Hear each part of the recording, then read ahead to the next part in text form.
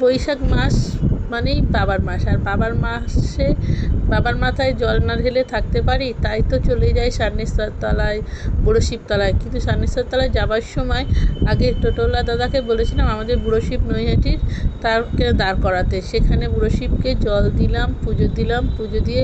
আর একটা জিনিস আমি এখনও পর্যন্ত বুঝতে পারি না, এখানে এত সুন্দর মৌমাছি ঘুরে বেড়ায়, কিন্তু সবাই ভক্তরা এসে পুজো দেয়, কিচ্ছু করে না।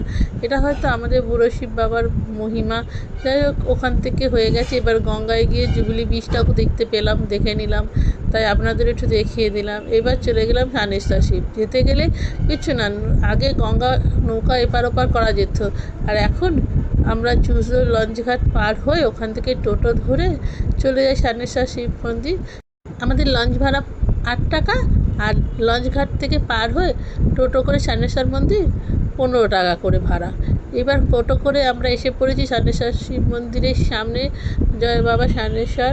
এবার ভেতরে ঢুকতেই প্রথমে আমরা এখানে ফুল কিছু কিনে নিয়ে আসি না, এখানেই সকল কিছু পাওয়া যায়। আমাদের ঘটে জল দেওয়ার ঘট পর্যন্ত পাওয়া যায়। তাই আগে মন্দিরের ভেতরে ঢোকার পরেই যেখানে আমরা যে প্রত্যেক বছরে ফুল নিই সেখানেই চলে গেলাম। ঢুকতে না ঢুকতেই ওপরের দিকে চোখ পড়লো, লাল হয়ে আছে কৃষ্ণচূড়া, এত সুন্দর, তার সঙ্গে সবুজ পাতাগুলো, গাছ ভরে রয়েছে, দু চোখ ফেরানো যাচ্ছিল না। তাই একটু ভিডিও তো তুলতেই হয়, সেখানেও একটু ভিডিও তুলে নিলাম। এবার ফুল কেনার জন্যে চলে এলাম। এখানে ডালা হিসাবে বিক্রি হয়, ডালাতে 15 টাকা থেকে আরম্ভ হয়, 20 টাকা, 25 টাকা, 30 টাকা, যে যেরকম 5টা ফল 3টে ফল নেবে, তার সঙ্গে মিষ্টি ধূপ। আর এমনি ঘটে ঘট রাখা থাকে মাটির, গঙ্গা থেকে জল তুলে নিয়ে এখানে দুধ গঙ্গা জল সব মিশিয়ে দেয়। আর প্রত্যেকটা পদ্ম ফুল 10 টাকা 15 টাকা করে, এবার মালাও আলাদা রেট। তাই আমরা ফল নিলাম আর ঘটি নিয়ে জল নিয়ে এসে ফুল বেলপাতা। আর আমাদের প্রত্যেক বছর ইচ্ছে করে যে সান্নেশ্বরকে পদ্ম দেবো, তাই 2টো পদ্ম কিনে নিলাম, নিয়ে এবার ঠাকুরের উদ্দেশ্যে পুজো দিতে। এরকম ভেতরে অনেক জায়গায় ফুল বেলপাতা বিক্রি হয়, ডালা করে পাওয়া যায়, গঙ্গা জল, দুধ, সিদ্ধি সব দিয়ে দেয়, আর কিছু নিয়ে আসার প্রয়োজন হয় না, শুধু নিজে আসলে আর ভক্তি ভরে বাবাকে ডাকলেই সব কিছু হয়। যাই হোক, ওখানে নিয়ে এবার ঘটি করে মা গেল জল নিয়ে আসতে। আমি একটু মোবাইলটা নিয়ে ঘুরছিলাম, যেহেতু হাত থেকে মোবাইলটা যদি জলে পড়ে যায়, তাই আমি আর নিচে নামলাম না। ওখান থেকে মা জল ভরে নিয়ে আসলো, ততক্ষণ আমি ওপরেই অপেক্ষা করছিলাম আর একটু গঙ্গার আশেপাশে। আর এই গঙ্গার উল্টো দিকে চড়ার তারার উপর সাইডেই আমাদের বকুলতলা ঘাট। আমরা আগে চড়াটা না থাকলে আমরা দেখতে পেতাম, এখন আর দেখতে পাই না। যাই হোক, ঘুরে আসতে গেলে একটু সময় লাগে, কিন্তু সোজাসুজি মনে হয় একদম কাছে। আর এবার জল ফুল সব দিয়ে এসে যখন মন্দিরে এলাম, ঠাকুরমশাই পুজো করতে বসেছিল। আমাদের তাড়াতাড়ি বললো যে তাড়াতাড়ি পুজো করে নিতে, নাহলে আবার মন্দিরে এখন একটু খানিকক্ষণের জন্য বাবা সান্নেশ্বরকে পুজো হবে, তাই আমরা তাড়াতাড়ি পুজো করে নিলাম। ওই সময়টা আমরা দেখাতে পারিনি পুজো করা, তাতে কেননা ঠাকুরের কাছে পুজো করতে বসে গেলে আর তো আমাদের সময় মানে ঠাকুরের কাছে ঢোকা যাবে না, তাই তাড়াতাড়ি আমরা পুজোটা কমপ্লিট করে নিলাম। এবার ওখানে পুজো দিয়ে এই যে বাবা সান্নেশ্বরকে ছোঁয়া যায়, একটা বড় কথা, অন্যান্য মন্দিরে ছুঁতে দেয় না, তো কথিত আছে এই সান্নেশ্বর শিবকে গঙ্গা থেকে পেয়েছিল, তারপর থেকে বাবা খুব জাগ্রত। আর আমি প্রত্যেক বছরে আসি, মন্দিরটাও সুন্দর দেখতে, তাই মন্দিরটাও একটু দেখিয়ে নিলাম। এবার এখানে পুজো কমপ্লিট করে সামনেই আছে অনেকগুলো বাবা শিব রাখা আছে মূর্তি, সেখানেও ফুল বেলপাতা জল দিয়ে পুজো করি। আসলে এই সান্নেশ্বর মন্দিরে আসলে অনেক দেবদেবী আছে, প্রচুর, বলে না 33 কোটি, প্রায় 33 কোটি না অনেক ঠাকুর আছে। আর এখানেই চলে এলাম, সামনেই বাবার উল্টো দিকে মন্দিরে আছে মায়ের সিদ্ধেশ্বরী মা কালী। এই যে মায়ের মন্দিরে পুজো করতেছিল ঠাকুরমশাই, আমরাও যাই। মায়ের এই যে ঘটের ডাবটা যখন মায়ের মন্দিরে পুজো হয়, যে মাকে পাল্টানো হয় পুজো, তখন বসানো হয় ডাব, আর এটা নাকি 1 বছরের নারকেল গাছ হয়ে যায়। আমিও দেখেছি, এবছরে এখনও হয়নি। যাই হোক, ওখান থেকে এলাম, এসে আমরা এলাম বিপত্তারিণী মায়ের ঘরে। আর তার আগে পাশেই আছে রাধাকৃষ্ণর ঘর। এই যে মা বিপত্তারিণীকে একটু দর্শন করলাম, আর ধূপ টুপ দেখিয়ে নমস্কার করে একটু সবার জন্য দেখিয়েও দিলাম। আপনারা যেতে পারেন, খুব ভাল লাগবে। বৈশাখ মাস জুড়ে বাবার মন্দিরে পুজো হয়। তাছাড়া এই মন্দিরটা সারা বছরেই খোলা থাকে, এখানে সবাই ভক্তি করে পুজো দিতে পারে। তারপরেই আবার একবার দেখে নিলাম সান্নেশ্বর শিবের মন্দিরটা। তার সঙ্গে দেখছি, আর যেহেতু আমরা হচ্ছে সোমবার যাইনি, আর এখানে হচ্ছে রাধা গোবিন্দর মন্দির, রাধা গোবিন্দকেও একটু বাইরে থেকে দর্শন করলাম, একটু প্রণাম করলাম, পুজো দিলাম। পুজো দেওয়া মানে ঠাকুরমশাই ছিল না, ওই নিজেই ফুল ছুট দিয়ে গঙ্গা জল দরজায়।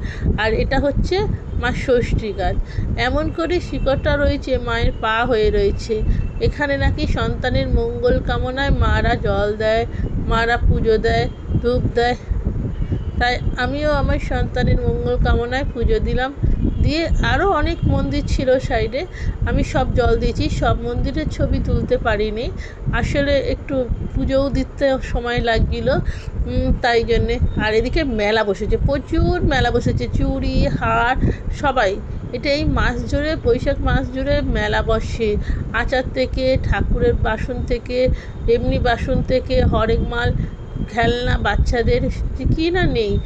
সত্যি গেলে মনটা ভরে যাবে, কিন্তু একটু হাতে সময় নিয়েও যেতে হবে। আর এই বজরংবলীর মন্দিরটা আগে খোলা থাকতো, এখন একটু বন্ধ করে রেখেছিল, তাই বাইরে থেকেই ছবি। তার উল্টো দিকে রাম সীতা ঠাকুর রয়েছে, হনুমানজি তার উল্টো দিকে মা। আর এদিকে রামকৃষ্ণ সারদা মায়ের মন্দির থেকে বাইরে থেকেই নিলাম, যেহেতু গ্রিলটা বন্ধ, তাই আবঝাবটা দেখা যাচ্ছিল। আসলে আমার ভালো লাগে বলেই দিয়েছি ঠাকুরের ছবি তুলতে, আর একটু মন্দিরে থাকতে বেশিক্ষণ, অনেকক্ষণ সময় কাটালাম। যাক, আবার গঙ্গার ঘাটে এসে একটু গঙ্গার ঘাট থেকে মন্দিরের পেছন দিকটা একটু দেখিয়ে নিলাম। দেখিয়ে নিয়ে অনেকক্ষণ তো ঘোরাঘুরি হলো, পূজা দেওয়া হলো। এইবার একটু খাওয়া দাওয়া করতে হবে। বলে নাকি তীর্থে এলে বসতে হয়, আর তীর্থে এলে খেতে হয়, না খেয়ে খালি মুখে যেতে নেই। তাই তীর্থে গিয়ে জিলিপি, বড় বড় গজা সব কিছু দেখলাম, কিন্তু না, আমরা শুধু কচুরি আর হচ্ছে তরকারি খেলাম। বড় বড় ল্যাংচা পর্যন্ত ছিল। আমরা এই যে দুটো করে কচুরি আর কুমড়ো আলুর তরকারিটা খুব মিষ্টি সুন্দর করে, তাই খেলাম। কেন আমাদের তো আবার যাবো, আমরা বলে গেছিলাম মামার বাড়ি যাব, তাই ওখানেও কিছু খেতে হবে, মাইমা করে রাখবে।